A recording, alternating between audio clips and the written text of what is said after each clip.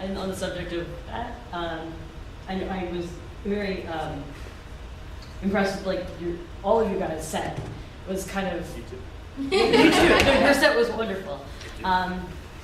Blew my mind. I can't even seem to recall it properly. Beardy beard jokes. Yeah. But kind of we're able to walk the line between like comedy and playing the crowd and teasing sensibilities without the whole knock who's there rape thing.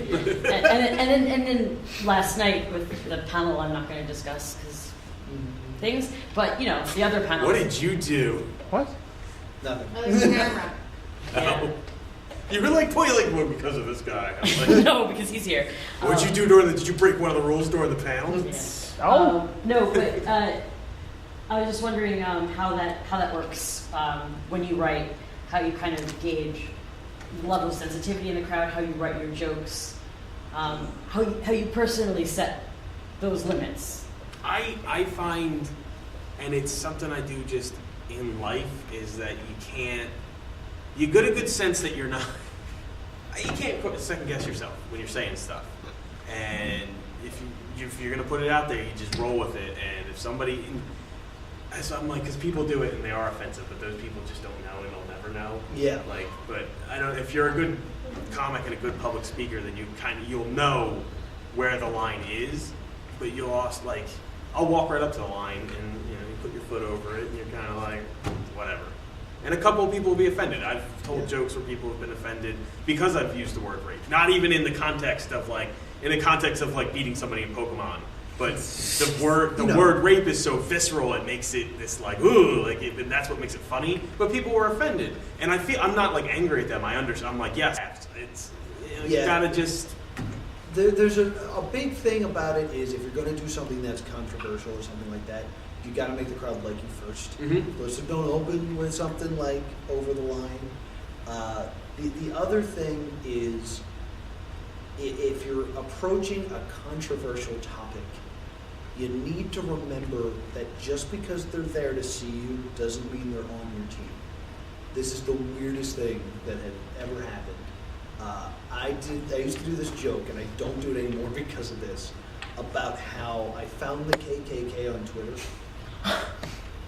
And it was I'm surprised they know what Twitter is. Yeah, but like I'm surprised they know what a computer is. No. But it was two kind of super simple, stupid jokes, which were, it's all about their white power, which makes it hard to read because the text is white. Like I said, stupid, dumb pun. And then I say something like, I thought it was really interesting. I was like, maybe I should pay attention to this because, like, if they have plans, I'd at least know about it.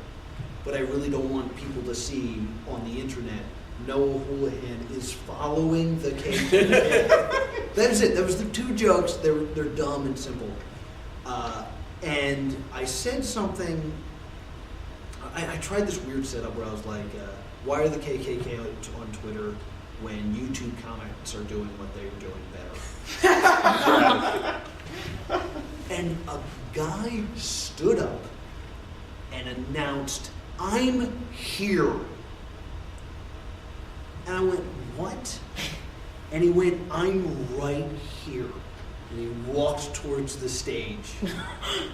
And I went, "Are you announcing that you're in the KKK right now?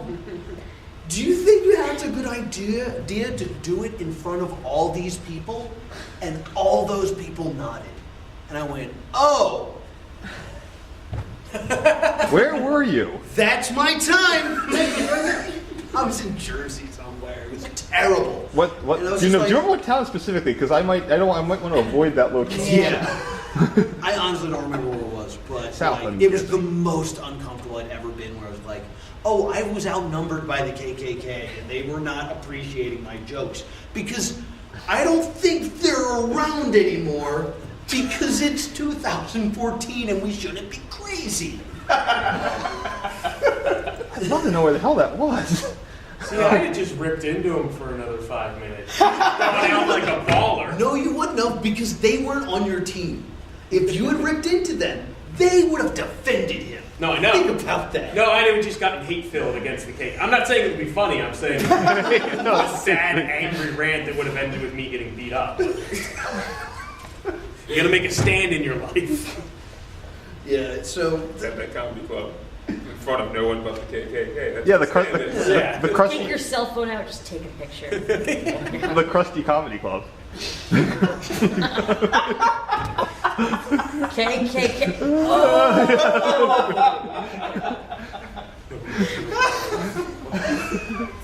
Watch out for that sign. I You see the rest of the the sets and it's all blackface. Was Oh. it Nippers? Yeah, that sign should have been a... Where's that? Nippers Pub in Yeah. Deptford, New Jersey. Deptford. That's They have a... They have a sign that says They're a biker bar. Because I've been to biker bars, so I know the sign. But it says, please no colors. They mean gang colors, biker colors, because bikers fight. But it doesn't come off that way when you walk in and it's all like plaid vests and trucker hats, and you're like, oh, that sign means something different. something terrifying. I did like 5 minutes on that sign. How the sparkly font makes it a little less hurtful, but not all the way. Oh wow. Yeah. That's an awful part.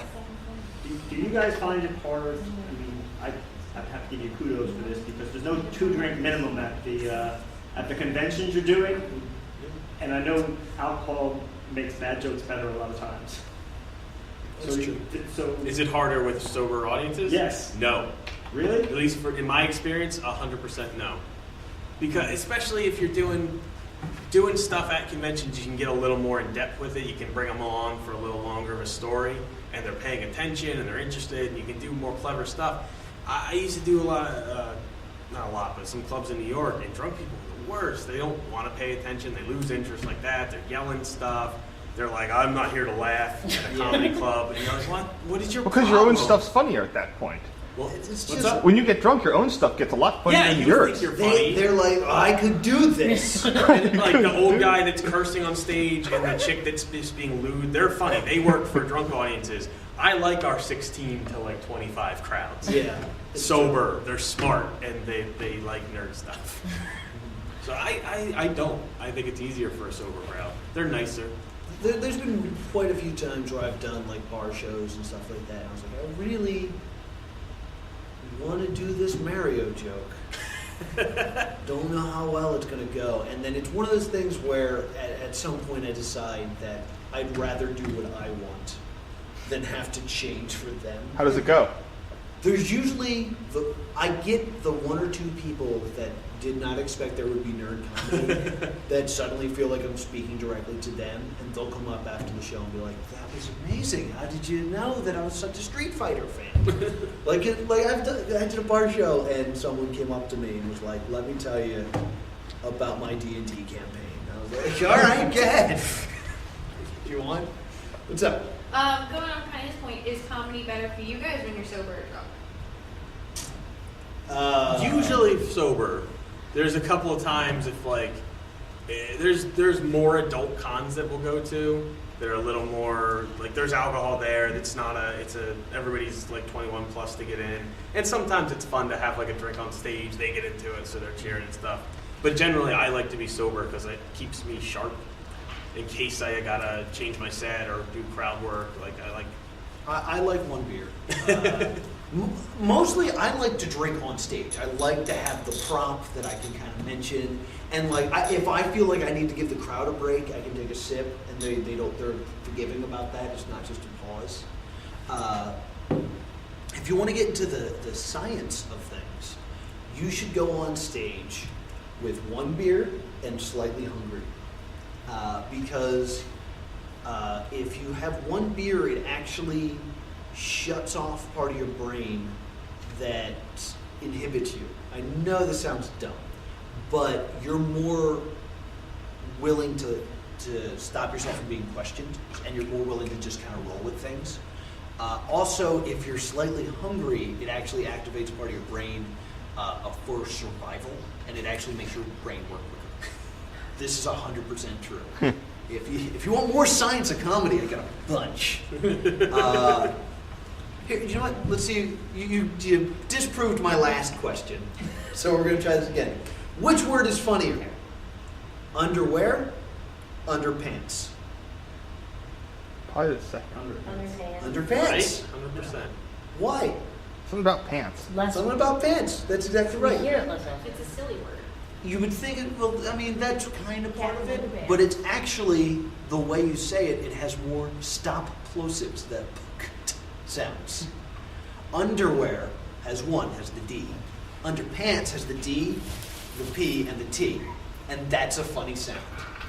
So when telling a joke on stage, if your setup can have more glides, more M's and N sounds, and then your punchline has more T's and P's and B's, it'll be funnier.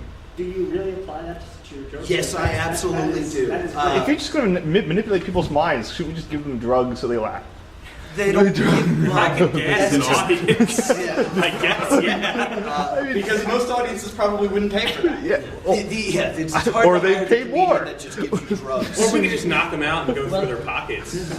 Laughing gas night. Remember at the Eagles games when they used to, those guys would sell the big balloons full of nitrous in the parking lot before the Eagles games? No! They actually had to pass an ordinance against doing that.